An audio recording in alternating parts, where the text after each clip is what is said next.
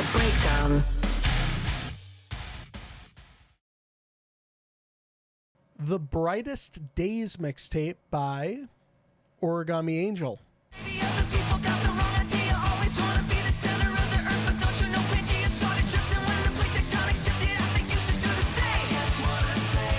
You, New Jersey, run my self-esteem into the ground. I'm feeling up, you always bring me down. Got me gang. Got me gang.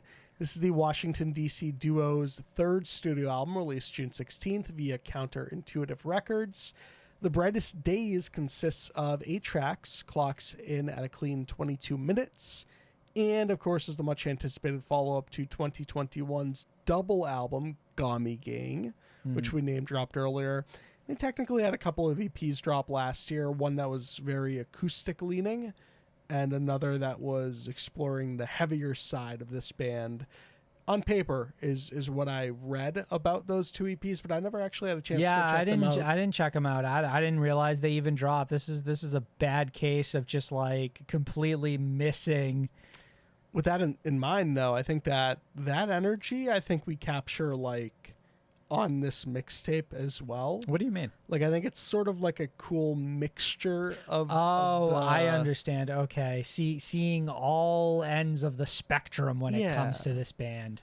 I mean, what I mean by that is like take the Brightest Days by example, which opens up this album on a really breezy and joyful note, but like, you know, there's like a ukulele, for example. It's like, oh, okay, cool, interesting. But like the deeper into that song you get, the darker it gets, and the more that like the percussion comes out, and the more that like the riffs are upped.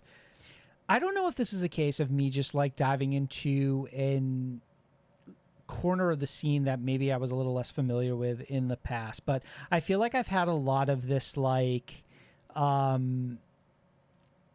bright and sunny presentation with like a deep undercurrent of sadness presented to me recently, and every time I hear it I'm like, this has got to be some of the most brilliant shit happening.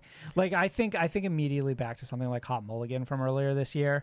And I'm such a sucker for, it's almost like a genre within and of itself to me at this point. It's like this very specific, even like a Water Parks, it's not a terrible example of this kind of shit, where it's just like they're really good at being like fun and bubbly on the surface, and then if you take like a beat to really take in what is being like said to you, suddenly it takes like this dark and twisted turn. And I almost wonder if this is like the nature of this entirety, like this spans the entirety of the genre and this is just all of them. But I'm just like really like finding something that I love specifically this year, and I can't get enough of it, you know? Like I think even that Heart Attack Man album is like very similar. It's it's like a, what I'm saying is I'm such a fucking mark for what they're doing. It's like the nature of the artist, because I think that Origami Angel Nature of the soul. They're not strictly pop punk. I think they're described as like fucking 8th wave emo or whatever. So what the fuck that even means anymore, who knows? But I think of like a band like Bad Flower as well. Oh yeah, another great example. Where like, you know, not sonically a super similar band to all the ones mentioned prior, but like definitely could string, like there's strings between them and Origami Angel.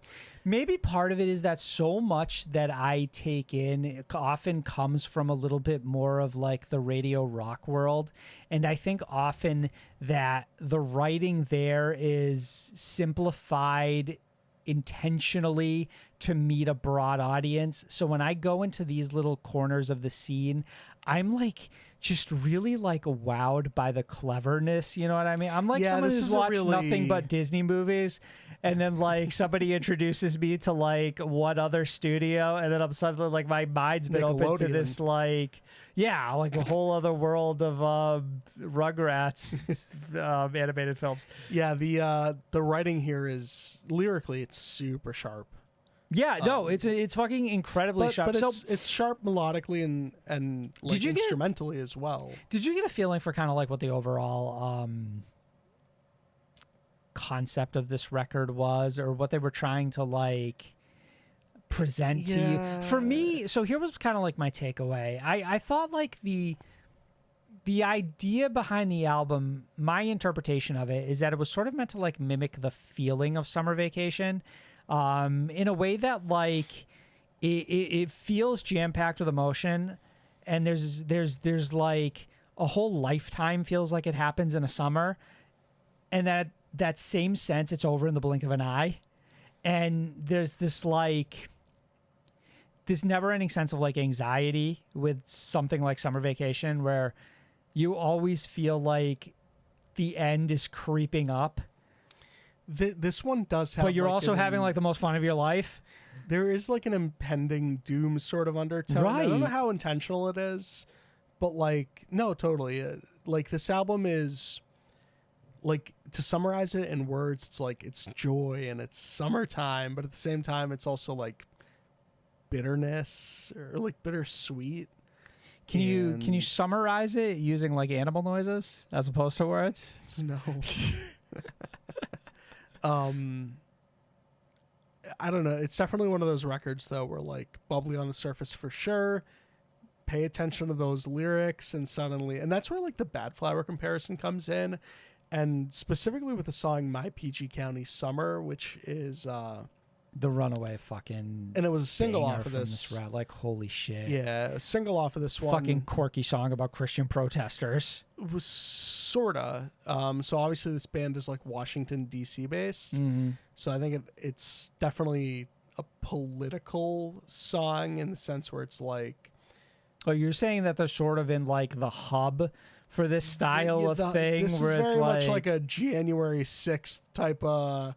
yeah, but it how the felt fuck we let more that innocent happen than type that, because thing. it felt like it was reminiscing in the sense that it That's was like, the beauty behind this band. hey, I'm thinking back to like when I was a kid and everyone would show up and protest like abortion, and then like our teachers would like Think celebrate back to the when you were an message. adult You know what I and they're mean? protesting that right now is the same Yeah, idea. that for me, it's something like that has like such a depth of personality to it that really, really for me pushes this over the edge, in a sense that it's like I get a better understanding of who this band is, a sense of place, a sense of time, and it's the thing I've come to crave so much in records, for bands to like let me in a way where I feel like I'm experiencing something specific and unique, and not so much broad and general. You know what I need you mean? to just drop in like the Eric Andre video, the clip of the "Let Me In" thing. I'll see what I can do. I'll Over see what when I can do said, for "Let you me in." specifically. Yeah. I was super happy with this one. I think it's probably another 4 for me. I had a few more call-outs before we move on. Oh, okay. I like the sort of like 90s bare naked ladies energy of Thank You New Jersey. Like it definitely feels like a song I would have heard on the radio at that Yes. time, and it would have blended in perfectly. I thought Second Best Friend really stuck out. It just feels very wholesome and relatable, and it was delivered very powerfully, and it pairs very well with the acoustic Looking Out. I like conceptually too, like this album is sandwiched in between the title track, The Brightest Days, and the rest of that lyric. So the closing track, Few and Far Between, has a line, The brightest days are few and far between.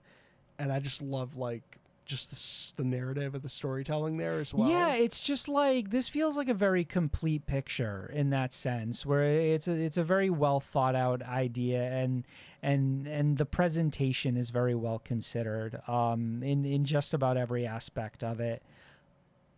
I think I'm also comfortable with a 4. It's just something about this record is just like, even as I'm listening to it, I feel like it's like falling out of like the grasp of like my hand. It's just like it's over and done with so quickly. It's almost hard to like establish an opinion on it. It really challenges you to kind of like keep listening to it over and over again, think which you is funny sorta- because it's so short that it shouldn't be difficult to develop an opinion on it, but it's almost like in that sense, it's almost like it's over far too quickly. You sort of hit the nail on the head, though, and like initially heading into this review, I was like, yeah, it's probably like a 3 or a 3.5. Like, I liked Gami Gang a little bit more, I think, but what you just said now, and while talking about this album throughout the course of this review, that's why I sort of sit at a 4 right now. When you said that it's sort of like a full picture, I really agree with that. I think it's like, you know, this isn't missing anything. This is a fully realized project. I really appreciate that. Yeah. Like, I wouldn't take anything away from this. I wouldn't add anything to it. It's like, you know, it's very fleeting in a sense, even like it's just in and out. And like intentionally too, Yeah. right? And I think that's what sort of makes this an even better overall experience. Yeah, agreed.